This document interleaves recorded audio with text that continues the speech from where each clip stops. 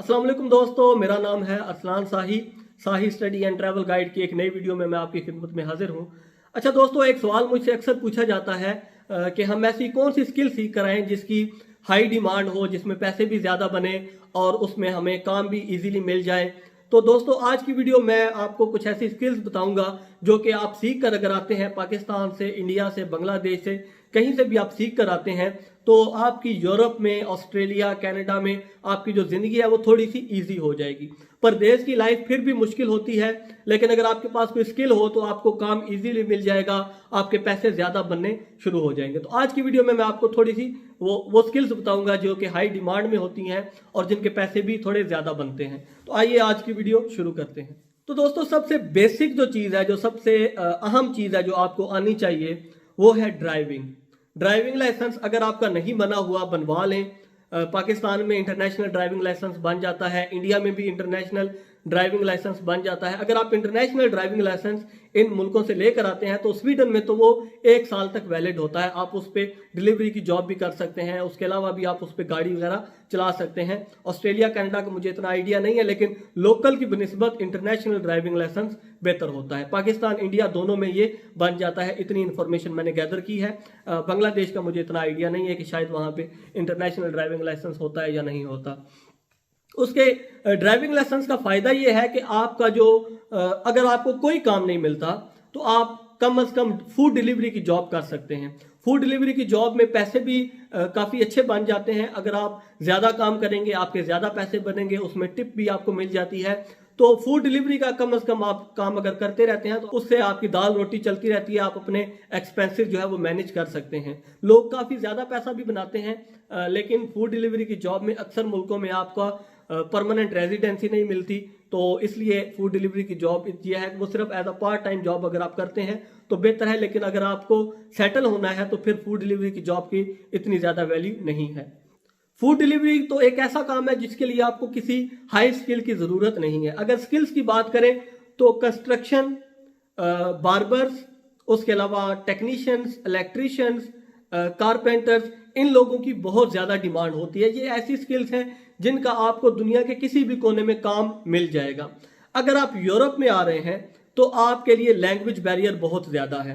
आपको साथ साथ अगर आप लैंग्वेज सीख कर आते हैं तो आपको काम मिलने के चांसेस जो है वो 99.9% हो जाते हैं। ऑस्ट्रेलिया, कनाडा में खैर इन स्किल्स के लिए आपको लैंग्वेज नहीं सीखनी पड़ती, क्योंकि वहाँ पे आपको जाते ही इंग्लिश लैंग्वेज है, तकरीबन सारे ही इंग्लिश लैंग्वेज बोल लेते हैं। तो कंस्ट्रक्शन में काफ़ी अच्छे पैसे बन जाते हैं। उसके अलावा जितनी भी स्किल्स मैंने आपको बार्बर का काम बताया और उसके अलावा भी जितने मैंने आपको अभी स्किल्स बताई, उनमें आपको पैसे काफ़ी अच्छे बन जाते हैं। आपको Australia, Canada, New Zealand, UK, America, इन मुल्कों में आपको ज़ुबान सीखने की भी ज़रूरत नहीं पड़ती।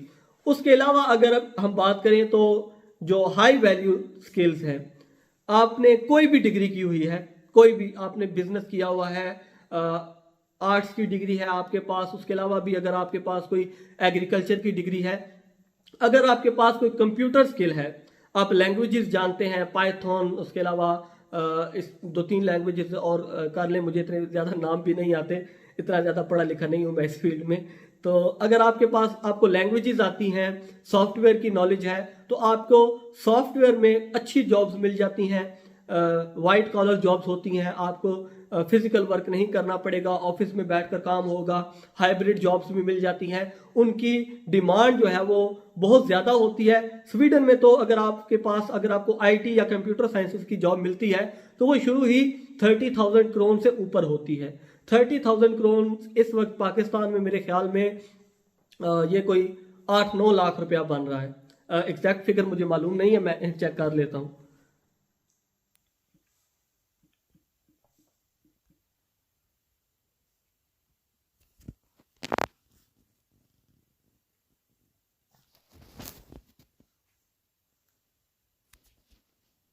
तो अगर आपके पास कंप्यूटर की कोई भी स्किल है, कोई छोटा सा डिप्लोमा कर लें, ग्राफिक डिजाइनिंग वगैरह सीख लें, 5-6 महीने के आप 2-3 डिप्लोमे करेंगे ना, तो उसमें आपको जॉब मिलने के चांसेस बहुत ज़्यादा हो जाएंगे।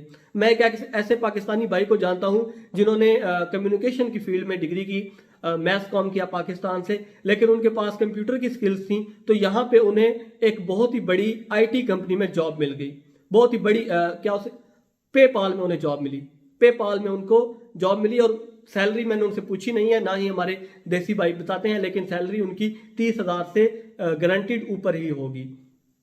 उसके बाद आखिरी चीज जो मैं आपके साथ शेयर करना चाहता हूं वो ये है कि अगर आप यूरोप में आ रहे हैं तो कम से कम एक लैंग्वेज जिसकी बहुत ज्यादा वैल्यू है, ये इटली में भी बोली जाती है, बेल्जियम में भी बोली जाती है, स्विट्जरलैंड में भी बोली जाती है, जर्मनी में भी बोली जाती है, जर्मन लैंग्वेज। जर्मन लैंग्वेज अगर आप सीख लेते हैं तो आपके लिए यूरोप में जिंदगी काफी ज्यादा इजी हो जाएगी।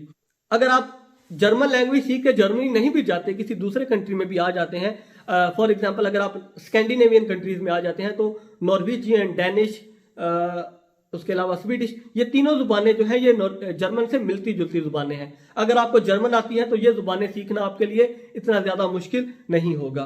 तो भाइयों जल्दी जल्दी मेरे जहन में यही कोई 7-8 स्किल्स आई हैं। अगर इसके अलावा अगर आपका कोई सवाल है, अक्सर जैसे कि मैं कमेंट्स अगर थोड़े से याद करूं तो एक भाई का मुझे सवाल आया कि सिलाई का काम है। जी हाँ भाई, सिलाई का काम भी है यहाँ पर, लेकिन उसके लिए भी आपको लैंग्वेज चाहिए। ऑस्ट्रेलिया कनाडा में नहीं चाहिए, लैंग्वेज बैरियर नहीं है, लेकिन यूरोप में आपको लैंग्वेज चाहिए। वेल्डिंग का काम एक भाई ने पूछा, वेल्डिंग का काम भी इतना ज्यादा नहीं है यहाँ पर, क्योंकि ये मजदूर कंट्रीज नहीं है। स्कैंडिनेविया की बात कर रहा हूँ। अगर आप स्पेन, इटली की बात करें तो वहां पर मैन्युफैक्चरिंग होती है स्पेयर पार्ट्स की, यहाँ पर असेंबलिंग होती है, यहाँ पर बड़ी फैक्ट्रियां हैं, यहाँ पर छोटी स्किल्स की इतनी डिमांड नहीं है। हाँ, मेरे इल्म में इतनी ज्यादा चीजें नहीं होती, अगर मैं रॉन्ग हूं तो आप कमेंट सेक्शन में मुझे बता सकते हैं। लेकिन अगर आप कोई हाई वैल्यूड स्किल्स सीख कर आते हैं, मैकेनिकल इंजीनियर हैं, उसके अलावा अगर आप सिविल इंजीनियर हैं या कोई भी आपने इंजीनियरिंग डिग्री की हुई है, तो स्कैंडिनेविया में, जर्मनी में आपकी बहुत ज्यादा वैल्यू है। आप सिर्फ जुबान सीख लें, जुबान सीख कर यहाँ आ जाएं, आपकी लाइफ सेट है।